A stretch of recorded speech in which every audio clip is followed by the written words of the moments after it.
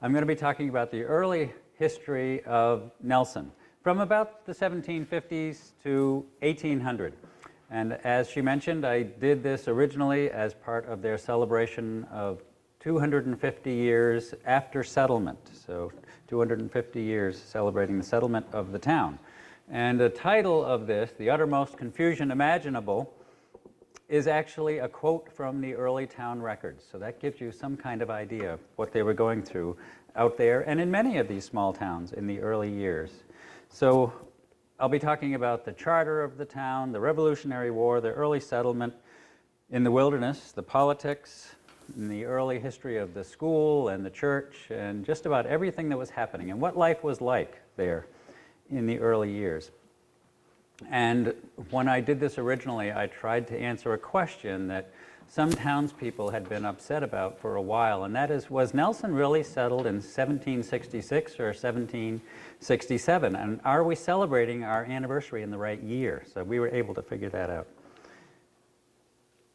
So when the town was settled, it was on the edge of the frontier at that time, home to wild animals, and offered no services or source of supplies for those who settled there, and we'll talk more about that.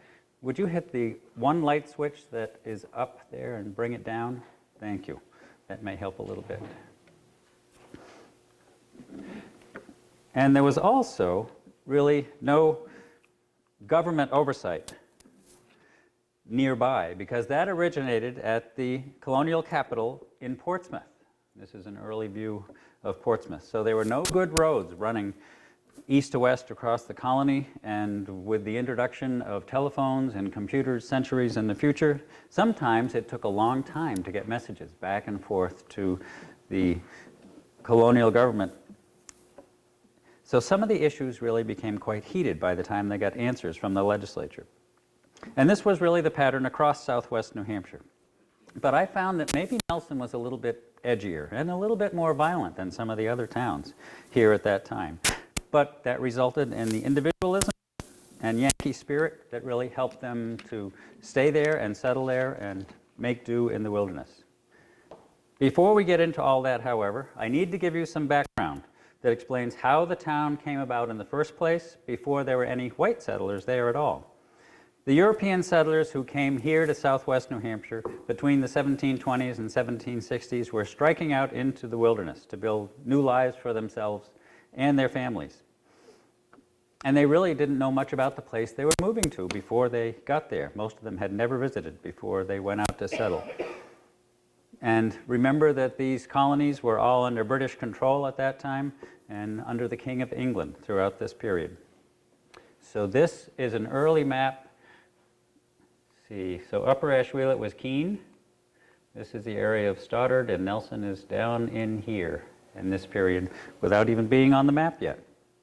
There were three principal types of land grants out here. Massachusetts grants for the early towns when it was under the authority of the Mass Bay Colony. Grants made by the governors of New Hampshire, and especially the Wentworth family, and the Masonian charters under the authority of the Masonian proprietors, which is where Nelson comes into the picture. These grants were often conflicting and disputed, making the early political history of western New Hampshire really quite confusing. White families, mostly from Massachusetts, began to move into the region about 40 years before Nelson was settled. The Connecticut and Ashwellet River valleys were settled first because that was where the best farming land was. But then settlement progressed northward from the border of Massachusetts, and Nelson, being at the northern end of the county almost, was one of the last towns in the region to be settled. So those first towns were granted by Massachusetts, and then after the location of the border between the two colonies was finally settled in about 1740 by the king, town charters were granted by the governor of New Hampshire. But then a whole new bit of confusion was thrown into the settlement mix with the emergence of the Masonian proprietors, who gained control over a century-old claim to a huge tract of land. 120 years earlier, the King of England had created the Council of New England to grant land and create settlements and trade in North America. One of those grantees was explorer John Mason, who had essentially founded the colony of New Hampshire in the 1620s. The king granted Mason all of the land within a 60-mile arc from Portsmouth and the New Hampshire seacoast, so everything 60 miles inland, and that ran right through Cheshire County. After his death, his claim fell to his heirs. Others tried to gain control over the years, but then in the 1740s, a great-great-grandson sold his interest in the land to a new corporation consisting of 12 prominent Portsmouth businessmen. So they were trying to make money off this land. They called themselves the Masonian Proprietors. So you can see, here's the Masonian patent line running right through the county. And Nelson was originally Monadnock number 6. The legality of their claim was questionable at best, but they quickly offered quitclaim deeds to people in the areas that were already settled. So the areas near the coast, they knew they couldn't gain control of that because they were already settled. So they just let those people have the land. But then they began to survey, map, and grant new townships in what they called the waste and unimproved lands, which of course is Cheshire County, and the areas further to the west. We were the wasteland. Before anyone could question the legality of all of this, which they did later, but it was too late, most of the towns had been granted and settled, so it was too late by then. They'd already sold much of the land, and if they had tried to reclaim it, it would have been confusing, controversial, and probably impossible to throw out the thousands of settlers who had already been there, and Nelson was one of those towns. These lands were often granted without fees or rents to encourage settlement and growth. So they were essentially giving away the land to get people to come out here so that the other parcels of land that the proprietors owned would be worth more. The proprietors did reserve 15 rights in each town for themselves to sell after the other land was settled. They also reserved lots for their attorneys, one for the church, one for the minister, and one for the support of schooling. But the proprietors required that the settlers keep records to prove that they were settling and improving their land. So this gives a good view of life here at that time. Nelson received its first charter in 1752 and was given the name Monadnock number 6, and several of our local towns were named after Monadnock. So Monadnock number 1 through Monadnock number 8 or 9 were used. Each new town settled was given a Monadnock name. There were requirements for those who received the grants, as I said, to keep them in effect. If they didn't carry out their responsibilities and report to the proprietors, they could lose their charter and be forced to return the land. So the written charter outlined the work to be done. The most important requirement stated that each settler shall, at their own expense, clear and close and have fit for tillage or pasture a 3-acre parcel within 18 months of the acceptance of the charter, with 3 additional acres so prepared annually thereafter for 3 years. So they had to prove they were clearing the land and starting to farm it. At the end of 3 years, they must have a dwelling house built, furnished, and comfortable for a family to dwell in, and an individual or family must inhabit the dwelling and maintain residency for a period of 3 years. And remember, all of this was done before they had any power tools. They did all of this by hand, clearing the land with axes and with oxen, if they owned oxen. There were 5 additional requirements. First, that a convenient meeting house be built near the center of the town as possible, as close to the center of town as possible within 10 years. Secondly, all necessary roads in the town shall be laid out, and a public meeting must be held to vote on taxes to be collected to pay the cost of settlement. So they're already being taxed, especially to build roads and support the church. And those who are 30 days overdue in the payment of taxes shall be subject to a portion of their land being taken and sold to satisfy the taxes, and anyone a year overdue could lose their land. They also offered relief if there was an Indian war within the period of the terms. So if there was a war, then at the end of the war, they would tack on the amount of time that had been lost to the Indian war, because the settlers often left here if there was a war. And finally, there was a requirement that all white pine trees fit for masting His Majesty's Royal Navy growing within the township be granted to His Majesty and his heirs forever. Those last 2 terms give some insight into the history of this area. They were still concerned about Indian wars. We had been involved in the French and Indian Wars earlier here, but after Nelson was settled, there was no more warfare with Native Americans in our region. The other issue was mast for the English Navy. So the English Navy, they had become a sea power by this time, but many of their trees had already been used in England itself. So they wanted the big trees from the colonies to be used for masts. So they reserved all of the white pines in the colonies to be used for masts in the British Navy. I don't think they ever came this far west to get the trees, but they did preserved them for the king's exclusive use. The new town of Monadnock No. 6 was to be 8 miles long east to west and 5 miles wide. You can see the plan here, about 25,600 acres in size. The charter was granted to John Hutchinson and 32 other men, but none of them ever settled the area. They never came to Nelson. Many of them sold their grants to others. They were really just speculators. The largest investor in those lands was Thomas Packer. This is a picture of his house, actually. The High Sheriff of Portsmouth. He was the son of a wealthy Portsmouth merchant, the son-in-law of the governor. Packer was also one of 12 Masonian proprietors, those Masonian proprietors, who were hoping to get rich selling their lands in western New Hampshire. He called a meeting of the grantees of the township to be held in Londonderry in 1761. He was chosen moderator of the group, and his son Thomas was chosen clerk of the proprietors of Nelson. So they voted to lay out and number the lots in town and leave 10 acres near the center of the settlement for the meeting house. With Packer pushing for settlement and trying to increase the value of his investment, things really began to happen in the new township.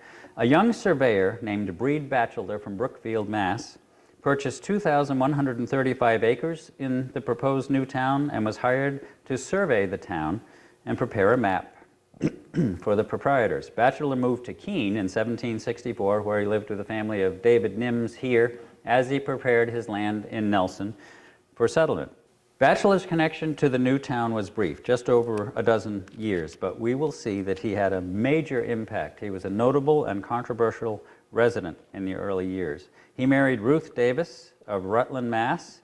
in March of 1766, and they began to prepare their move to Nelson. There's been some disagreement, as I mentioned, concerning exactly when the town was settled, and Batchelder was the first settler. And so I think we should clear that up, because the town was celebrating 250 years last year. One of the county's leading historians, Simon Griffin, wrote a good deal about the history of Nelson. Historians have been disagreeing on this for years. His family actually was an early family from Nelson, and he recorded that Batchelder moved there in 1766. Soon after he married Ruth. And this was repeated by others, including Park Struthers. In the research I was doing, I found that in the proprietor's records, a contemporary report dated late in the year 1767 said that Batchelder had lived there for 6 months, and that would have set his date of arrival in either March or April of 1767. So I'm pleased to report that Nelson celebrated their anniversary in the correct year. Things began to move quickly after Batchelder's arrival. He was followed to the town the same year by settlers John Stanhope, Abraham Griffiths, Dr. Nathaniel Breed, whose gravestone you see here, Abijah Brown, and James Bancroft. And their Breed and Ruth's first daughter, Betsy, was the first child born in town in August of 1767. A year later, Batchelder purchased another 6,000 acres in town from Thomas Packer, bringing his holdings to about 8,500 acres. He soon opened a sawmill and a tavern. He was clearly the most influential man in town. This may have caused some jealousy in the new township, but it's clear that Batchelder was just really a difficult man to deal with socially and politically, and the settlement was soon embroiled in political upheaval and controversy. Before discussing those details, however, I want to share a little bit about daily life and what it was like in the 1760s and 1770s. It was much different than we think of when you move to a new town today, because they were really just moving into the wilderness. It was the American frontier of the day. The fields, gardens, and houses had to be carved out of the wilderness. The people came here to try to make a better life for themselves, and the rich bottomlands and the river valleys had already been settled, so they began going up to the hill towns. There were no good roads. They followed trails, blazed trails through the wilderness. They had to cut and remove the trees and then the rocks all over the land so that they could plow their fields and pasture their animals. And they often piled those rocks into what we see today as stone walls to mark their field or property boundaries, and sometimes to enclose the wild animals. Within a few years, each town had a sawmill to cut lumber for building purposes and a gristmill to grind their grain for themselves and for grain for their animals. Before the gristmill was built, the settlers had to carry grain on their backs to Peterborough from Nelson to get it ground. And it was often the women who made the trip to the mill so that their husbands could work in the fields. Women were indeed full partners on the pioneer farms. They helped in the fields and delivered grain, but they also milked the cows, cared for the kitchen garden, prepared meals for the family. They spun flax, wool, made clothing for the family, made butter, soap, candles, baskets, carpets, and quilts, and did at least as much work as the men. The houses were crude log cabins about 15 by 20 feet in size, and they were designed for shelter, not for comfort. They had a couple of doors usually, a door at each end, and often didn't have any windows. If they did have one, it was an opening that they could simply cover with wooden shutters. Fireplaces were made of stones with mud mortar and vented sometimes simply through a hole in the roof if there was no chimney. The Thomas Atwood family, related to the Atwoods of Nelson, settled just over the border in Dublin. Their first home was a hut built against a large rock. There was no chimney, and cooking was done there against the rock. During the first winter in town, Mrs. Atwood gave birth to a child, and the only way they could keep water from falling on her through the roof was to drape a piece of leather over her during childbirth. Dishes were made of wood and pewter, and staples of their diet were pumpkins, potatoes, bean porridge, and bannock, which was a flat bread of flour and water cooked there at the fireplace. During the early years of settlement, Abijah Brown of Nelson went into Keene, where he purchased 2 80-pound kettles, 60 pounds of salt beef, and some other supplies. And on the way home, it had warmed up enough that his sled kept breaking through the snow and he couldn't continue. So when he got stuck, he placed one kettle on his head, put the salt pork under his arm, took the other supplies in his hands, and walked on home to Nelson through the snow, arriving at nightfall. Wild animals were also a concern, including bears, wolves, and wildcats, making it dangerous for livestock and sometimes for people. Bears often killed hogs, and the wolf packs would prey on flocks of sheep so that families would lose their meat and their wool. John White killed 13 bears in the town of Nelson, and in turn, a bear killed John Farwell's cow. One day, Nathaniel Barrett went to Peterborough to work in the fields to pay for a quarter of beef. So after he was done, he took the quarter of beef and started back to Nelson. Some wolves, smelling the meat, followed him and threatened to attack. And to gain some time for himself, he sliced off a piece of the beef and threw it to the wolves, and continued on, and the wolves kept coming, and then more wolves smelled the meat, and he kept cutting off pieces of the beef and throwing it to the wolves and running ahead. And finally, near the end of his trip, he threw the last piece of beef to them and ran safely into his house.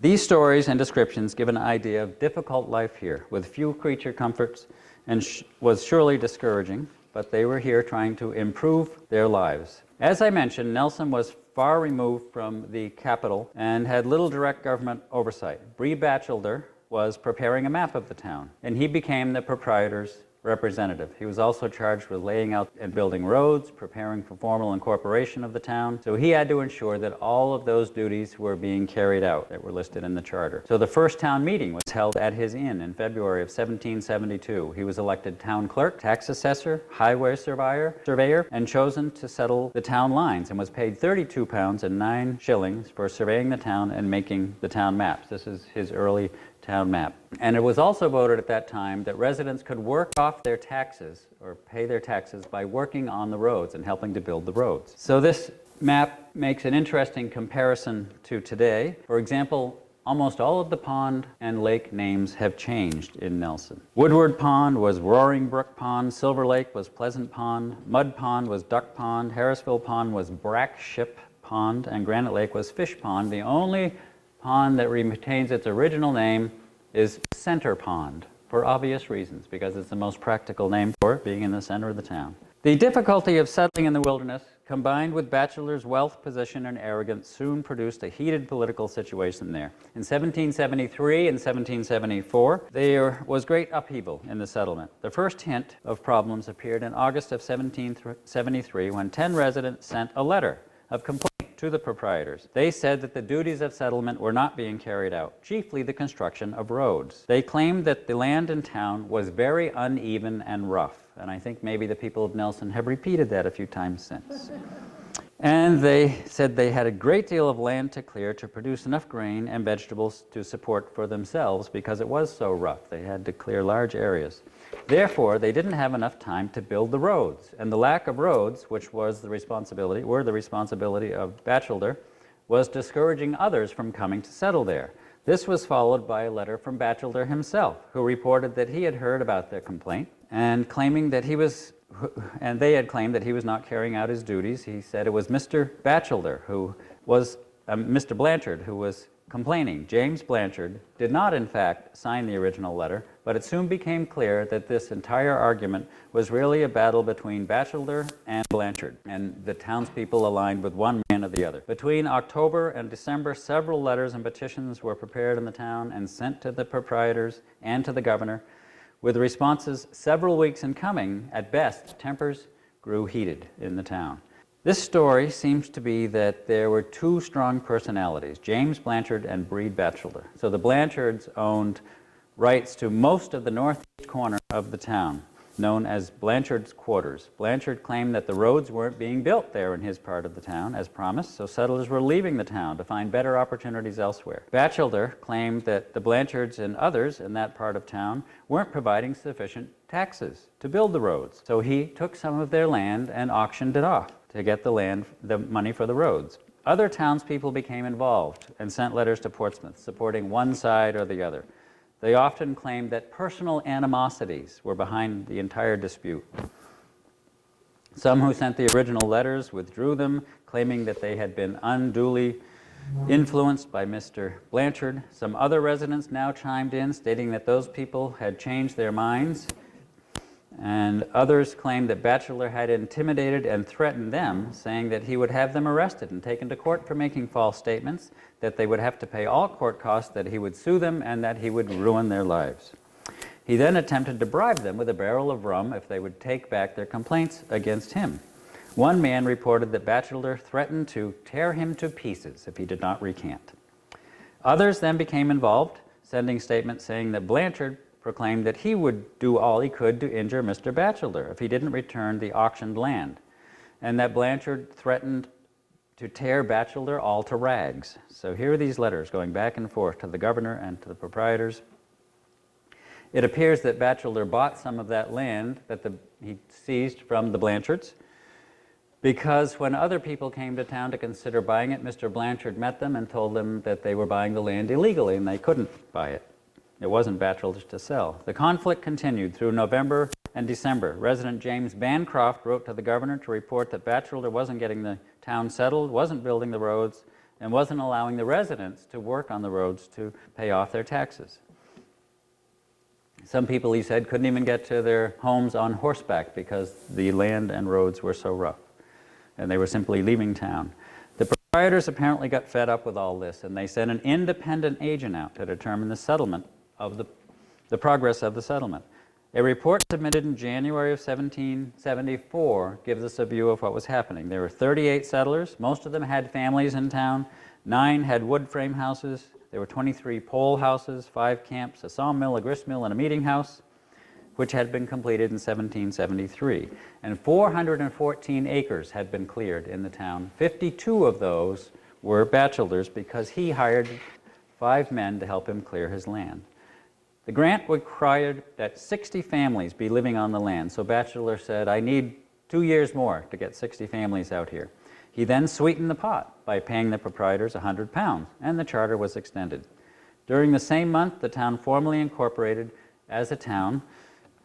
At a vote of the Governor Wentworth, the proprietor and large landowner who we've heard about, Thomas Packer, offered to donate 500 acres of land to the town for the support of public services if the town would be named for him. They agreed, the petition was submitted to the governor, and the town was given the name Packer's Field. The land conflict then disappeared, but another larger conflict was about to ignite. The showdown between the colonies and Great Britain was threatening to boil over. Batchelor, who wasn't shy about expressing his support for Britain and his disdain for the talk about the new independent nation in the colonies, was the only resident who refused to sign the association test supporting the revolutionary cause. So all men of 21 years or older were asked to sign this to show they supported the war effort, and he refused to do so. He quickly lost favor in town and was never elected to any more town offices. Word arrived by messenger of the fighting at Lexington and Concord that began the war for independence in April of 1775. There were 173 residents in town by that time. Only 34 of them were men aged 16 to 50 years, who were the men who were supposed to sign up and serve in the military. Only 23 of them had firearms fit for use. But 2 days after receiving news of the fighting, 27 Packersfield men gathered at sunrise and began the long march to Massachusetts, under command of the town's Lieutenant Abijah Brown, to join the colonial forces. They marched to Cambridge, where they camped for a number of weeks. They didn't have any uniform or training, and some of them didn't have any firearms, but they wanted to show their support for the colonial cause. By the end of 1775, the royal government had fled from New Hampshire, and a new provincial government had been put in place and taken control. They were in support of the war effort. The New Hampshire Committee of Safety was formed to serve as the executive power for the province and to ensure that revolutionary interest remained in control. And they had a great deal of power. They could arrest almost anyone they wanted to. They could seize the property of accused loyalists. The legislature then approved committees of safety at the town level. With these committees in place, it was dangerous for loyalists to voice their unhappiness. Well, Batchelder was called before the Packersfield Committee late in 1775. Witnesses testified that he damned the committee and threatened to kill the first man who should come to take him. He also was reported to have said that the committee couldn't come into his house, but they could stand in his yard with his hogs. And furthermore, he would stick the smallpox into the committee members, but he wouldn't give it to a dog. So he was very outspoken against the local committee. Finally, witnesses testified that he said he would rather be tried by hellhounds than by the committee. And believe it or not, that's a picture of a hellhound. I'm not sure it's a real thing. That he drank health to the king and confusion to the states, and that he would rather be hanged than come under the rule of an independent state. He was clearly very outspoken, but in the end, he was really more concerned with keeping his property. He was a well-to-do man, and he was afraid if we lost the war, he would lose all of his money and his standing if the British won the war, and he supported the war effort. But he took this as a big joke when he was sent to jail in Keene. He didn't take it very seriously. He was arrested and sent there. He told his captors to stop by his house on the way home and have dinner with his wife. He said he would soon be released, and he was released without punishment, and then refused to serve in the military when asked to do so. The townspeople became very upset that the state would not punish him, so they decided to take matters into their own hands. So he realized he was in some danger of being shot or lynched, and he escaped to a small cave near his house to hide. And his wife and some of his neighbors took food and rum and drink out to him there, and he stayed there apparently for about 3 months. Scouts searched the area for him without success, but one day 2 of those scouts were resting on the ledge above the cave and describing the unpleasant things they would do if they caught him, and he heard them and realized he was really in danger. So he told his wife he was going to leave town. He went to say goodbye to his children. The scouts discovered his whereabouts. He escaped to the pinnacle near present-day Granite Gorge ski area, and the townspeople came after him in pursuit. They surrounded the hill, but they left the north side unguarded because it was a steep rock cliff. Batchelder found a small cleft in the rock and was able to climb down and escape. He left town, joined the British Army, and never came back. Since that time, the cave, now in Roxbury, has been known as Batchelder's Cave, and the cleft in the rock is known as Batchelder's Stairs, so he's still remembered. He was at the Battle of Bennington with General Burgoyne's army, so he left here and went and joined the British Army. He was there in 1777 at the battle when, amazingly, Richard Farwell, his former Packersfield neighbor, supposedly recognized him across the field of battle and shot him. Farwell thought he had killed him, but he shot him in the shoulder, and it was a serious wound, and after the British defeat at Saratoga, Batchelder was sent to Canada with wounded soldiers. His arm was useless, and he eventually ended up in Nova Scotia, where he reportedly fell out of a boat and was drowned in 1785. In 1778, the New Hampshire legislature had confiscated all of his property. 6,182 acres was what he had left. His wife and children were allowed to remain on the farm, but they were charged rent and constantly harassed by their neighbors. In 1789, long after the war ended, Ruth petitioned the legislature asking that the farm be returned to her so she might support her poor fatherless children. The farm itself was eventually returned to the family, and she lived there for many years. They retained the land, partly in Roxbury, by that time until 1839. She died 1 year later at the age of 94 at the home of her daughter in Keene, and that is her gravestone in the cemetery here in Keene. So this story has been familiar to generations of residents of Nelson and Roxbury. The name of Breed Batchelor, Bachelors Cave, and Bachelor Stairs are well known today.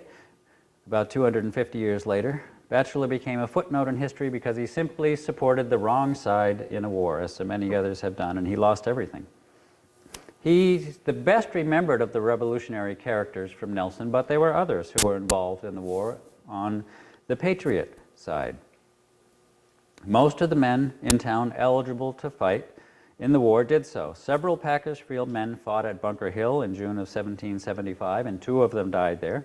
Brothers Richard and Absalom Farwell, with 250 other residents of what is today Cheshire County, joined New Hampshire's General John Stark and 2,500 New Hampshire militia men as they marched in the summer of 1777 to meet the army of British General Burgoyne, who was advancing southward along the Hudson River. So they marched west toward Bennington, Vermont, to meet the enemy as they came down the Hudson River.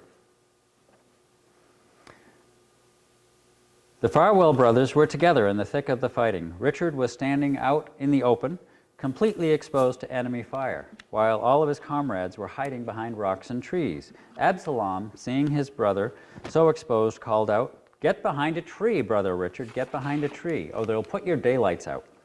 Richard just continued to load and fire from where he was, and it was from there that he saw Batchelor and shot him. Ebenezer Perry was also at Bennington. His family's tale was one of the town's saddest from this time period. Ebenezer and Dorcas came to Packersfield shortly before the war. They were accompanied by their 6 young children and 1 older boy, Ichabod, who had been born to Ebenezer's first wife. When the war began, Ebenezer went to serve the Patriot cause and left Dorcas at home with their children. This is a list of all the Revolutionary War soldiers from Nelson. Ebenezer served at Portsmouth, at New York, Ticonderoga, and Bennington, and in March of 1775, younger son Ichabod also enlisted in the army at age 15. During the summer of that year, the 6 youngsters became ill with dysentery back at home in Nelson. Late in August, as Dorcas tended the children, she received word that Ebenezer had been killed in a skirmish with Tories and Indians at the Battle of Bennington. Soon thereafter, all of the children, Hannah, John, Jacob, Dorcas, Jonathan, and young Ebenezer, aged 10 months to 11 years, died of the disease, leaving their mother alone. A few months later, their house burned to the ground, leaving her homeless as well, so she sold the land to a neighbor for a small amount and left the town broken-hearted. A few old roses supposedly still bloom there each June beside the empty cellar hole, and they're the only hint left of Dorcas Perry's time in the town of Nelson. Despite the fighting and the deaths on the battlefield, life went on in the growing town of Packersfield. In December of 1777, the townspeople asked the new legislature to change the name of the town from Packersfield to Sullivan in honor of Revolutionary General John Sullivan. Thomas Packer had never given the town the 500 acres he promised, and he had been very friendly with the notorious loyalist Breed Batchelor, and the townspeople felt that a name change was in order. The legislature was apparently much too busy with their war effort to act upon the bill, and it was never voted upon. The following year, the town requested an extension of time to pay its state taxes. The selectmen said that Breed Batchelor, the proprietor's clerk, had run away and taken all the town records with him, so they didn't even know who the non-resident taxpayers were in some cases. So they wanted some help, some extra time to pay their taxes. 2 years later, in 1780, they asked for tax relief once again because the state had agreed to suspend tax payments from Thomas Packer Jr. until his father, Thomas Packer, for whom Packersfield was named, until his father's estate was settled. And he was one of the largest taxpayers. So once again, they weren't getting the money in and they couldn't make their state tax payments.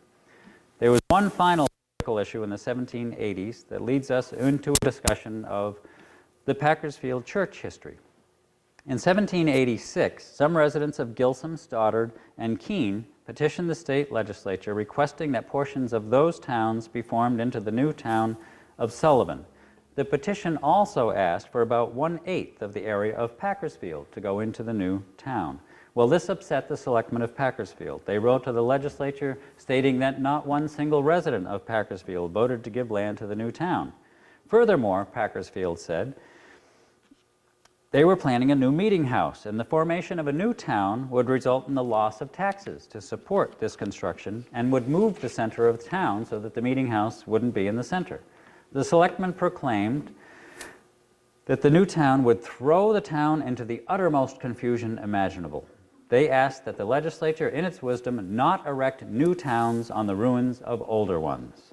They asked that the petition not be accepted and the new town not be granted. But despite their claim of throwing the town into the uttermost confusion, the petitioners convinced the legislature of the need for a new town. Sullivan was incorporated in September of 1787 and included portions of Packersfield, which still managed to build its own new meeting house and to survive the proclaimed uttermost confusion.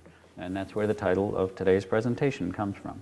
So you can see side by side here, this is the original Packersfield, and this is the smaller town with a piece taken by Sullivan and a piece taken eventually by Roxbury. The discussion of the new meeting house leads us to a history of the church, and religion and the church were very important to these people. Not everyone supported the church, but it was very, very important and powerful in the township, and everyone went along with the church's authority. It was a town function. There was no separation of church and state, so the church efforts were all paid for by taxation. The meeting house and the minister were paid with tax money. The townspeople paid taxes to support the meeting house, which was used for both religious and governmental functions.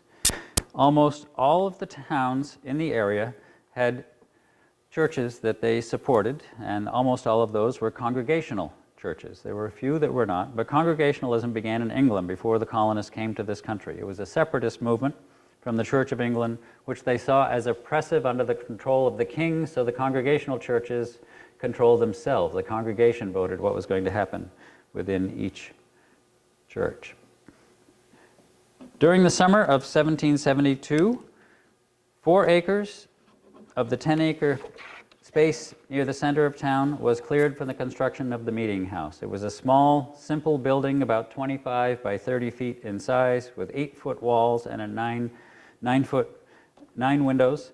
The pulpit was opposite the entrance, and there was a large beam running through the center of the building, helping to hold up the meeting house, but it also separated the 2 sides with the women sitting on one side and the men on the other, which was the way it was done then. In the early years, church lasted most of the day, with services in the morning and in the afternoon, and so the members often brought their dinners to church with them to eat at the break between services, and it is reported that Richard Farwell often brought a pot of beans on a pole slung over his shoulder, and he shared it with the others at lunchtime.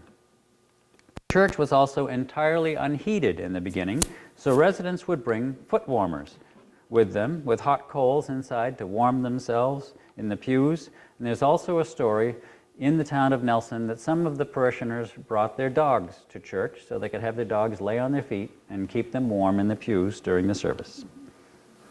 The first congregational church in Packersfield was formally organized on January 31st of 1781 with Jacob Foster as the first pastor. We don't have pictures of any of these early people, but we have pictures of the gravestones. That's what's left of them.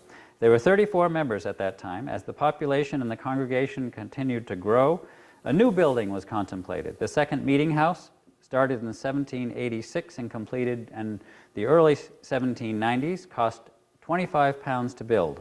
It was much more substantial and sophisticated. This is a drawing of it. It was 60 by 45 feet in size, with galleries on both ends. In the early years, members often brought complaints against other members. And when that happened, there was a public hearing, so everyone could hear complaints against the church members before the church council. If the testimony was unsatisfactory, which it usually was, the accused party could confess, seek forgiveness, and be reinstated, or they would be excommunicated if they didn't confess. So these hearings often drew a crowd. James Bancroft, one of the influential early citizens, was called before the council on a charge of refusing to take communion. His testimony wasn't satisfactory, so he had to confess and repent. On another occasion, Nathaniel Wood was accused of using wicked expressions while working on the town road. I'm not sure exactly what that meant, but he was found guilty and barred from communion, but later confessed as well. So these accusations were very commonplace, and eventually 2 of the ministers themselves were brought before the council and charged with misbehavior, and both of those were dismissed, and this began to end all of these accusations, which slowly died away.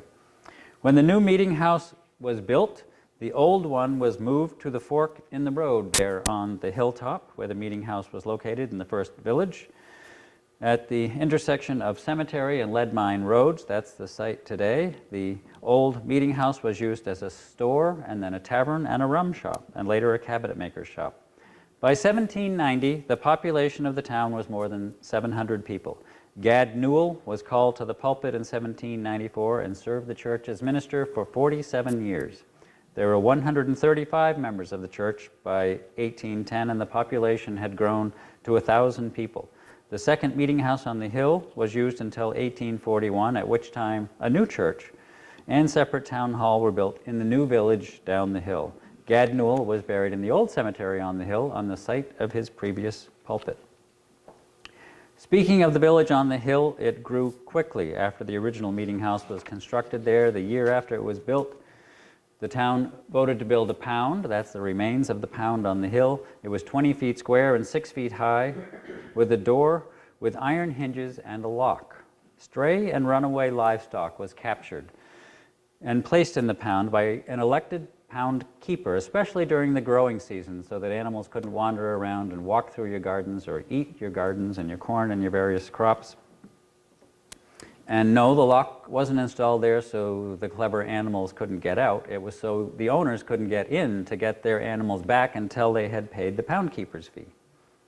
In 1785, the town voted to raise 30 pounds for the support of a reading and writing school, and the first schoolhouse in town was built there on the hill near the cemetery and meeting house. The Melvin family had a store and tavern at the common on the hill. A blacksmith shop was there, and several homes were located there by 1790 as the village began to grow around the meeting house. And the mill had been constructed down the hill at the outlet of Center Pond. Historian Jeremy Belknap remarked in his 3-volume history of New Hampshire that Nelson's farmers had just finished clearing their fields in 1790. The state had also instituted a militia system to support and protect the state after the Revolution. By 1792, towns were required to hold annual musters so the men could go out and train, and eventually those were really just days for the men to get off the farm and get together and drink. Local residents used the muster as an excuse to do just that. Packersfield voters soon supported the muster by agreeing to supply 25 cents worth of powder per musket, 2 horses and a baggage cart for the militia company, and 1 barrel of rum and 5 gallons of whiskey for the men who were mustering. The muster field was also on the common at the top of the hill. Before the end of the 1790s, a social library of Packersfield was formed. So this was a lending library. You paid membership, but people were obviously attempting to improve their literary education. The settlement period rapidly came to an end, from the first towns of Hinsdale, Winchester, Swansea, and Keene in the 1730s up to the last towns at the northern end of the county in the late 1760s. These were the last towns settled. The late settlers faced most of the same obstacles of those who came earlier, but now they had closer neighbors, and the new towns developed rapidly. Packersfield, settled in 1767, had almost 1,000 residents by 1800 and reached a peak of population with just 10 years later as a thriving agricultural community. The forests were cleared for farms, the streams were dammed for mills, frame houses appeared across the landscape, and a typical New England village center appeared, focusing on the town meeting house, and grew up quickly on the hilltop. These early settlers faced hard work, wild animals, constant hardship, and the uttermost confusion imaginable in the form of bitter struggles over land, roads, taxes, and the loss of territory to neighboring towns, Breed Bachelors' infuriating stance against the Revolution, and the loss of fathers and sons in battle as they fought to form a new nation. All of these experiences resulted in an individualism and Yankee spirit of strength and stubbornness that helped the town survive the early years and grow to become a thriving agricultural community. And then, eventually, to survive the demise of agriculture and the loss of population throughout the 19th and early 20th centuries, and to reinvent itself in a modern world while still preserving and honoring the town's community history and heritage. And why is the town no longer known as Packersfield? Well, those early residents had long memories. In 1814, 40 years after the town was named, and decades after the death of Mr. Packer himself, the townspeople still didn't forget Packer's unfulfilled promise to donate land and his close relationship with Mr. Batchelor. They asked once again for a name change, and this time it was approved by the legislature. The town of Packersfield officially became Nelson in honor of British naval hero Horatio Nelson. So I hope the people in town today will continue to have long memories concerning the history of the community, because the 250th anniversary is a great time to remember the sacrifices of those people who settled the town and brought them on the path of what Nelson is today. Are there any questions or comments? Lots of details included in there. Yes? How were the original residents able to earn money to pay their taxes? They did this by chiefly working on the roads or bringing money with them, but they may have earned money working for their neighbors. These people worked with each other and for each other. So chiefly it was a bartering system. So they didn't have a great deal of cash. So working with and for each other and doing small jobs, many of them did something besides being a farmer. They would have other occupations as well and earn a little bit of cash, but there wasn't a great deal. That's why there was so much controversy over paying taxes in the early years. Yes? Did you say that there was a second town center as well? Yes. A lower one? That's where the village is today, yes. The current village is just down the hill from the original village up where the old cemetery is located in Nelson. Yep. This is it? Yes, that's the village down the hill. On the Nelson Plain, they call it, the huge Nelson Plain. But more flat land than up on the hilltop. Yes? In what year did the roads become sufficiently passable that they had a stagecoach? Stagecoaches? That is a good question. I don't know exactly. I know that there were coaches by the 1820s and 30s running through the area, often after they built turnpikes. So roads that were built to earn money were built much more substantially, and there were stagecoaches, lots of stage lines running on these private roads by the 1820s and 30s. But before that, they were going by ox cart and horseback. Were the private roads toll roads? Yes. Toll roads. Yeah. Where you had to go through a barrier and pay money? A toll house and a gate, and those didn't last all that long. Once they earned the money to pay the road, they would turn it over to the town, or they didn't remain turnpikes for too long. But indeed, there were toll houses and toll gates along the turnpikes. Yes? Question about meeting house down. This is the third meeting house would be, Right. would be the church or would it be behind the Well, it depends on what we mean by meeting house. Originally, it was the church and the town hall, where government and church was all done together. So the first two were meeting houses, true meeting houses for town and church use. But when they moved down the hill, the final separation of church and state had occurred after the Toleration Act of 1819, which said people could attend any church and support any church they wanted to. They didn't have to support the town church. So at that time, with several denominations trying to meet in the meeting house, all these churches went out and built their own smaller buildings. So by this time, this was built strictly as a church.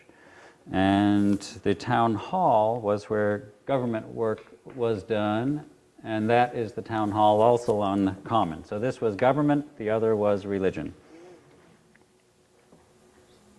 Any other? Yes?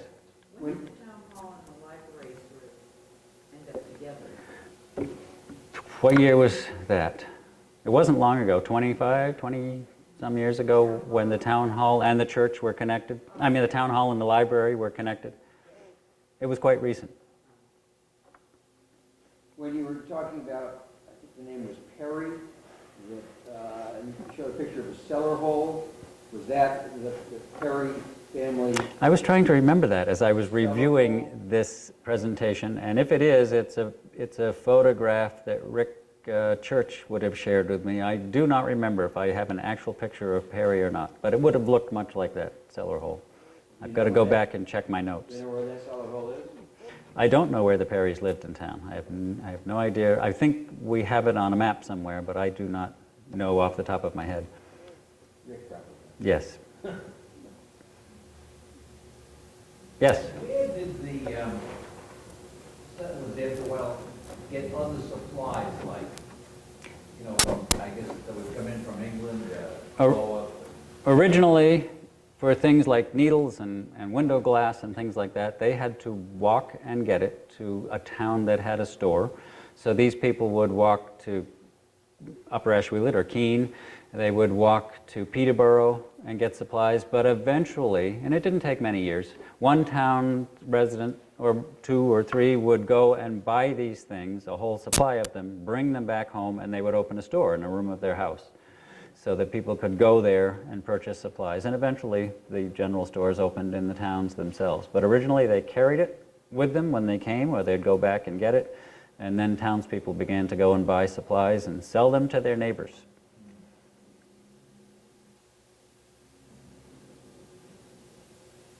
Thank you very much.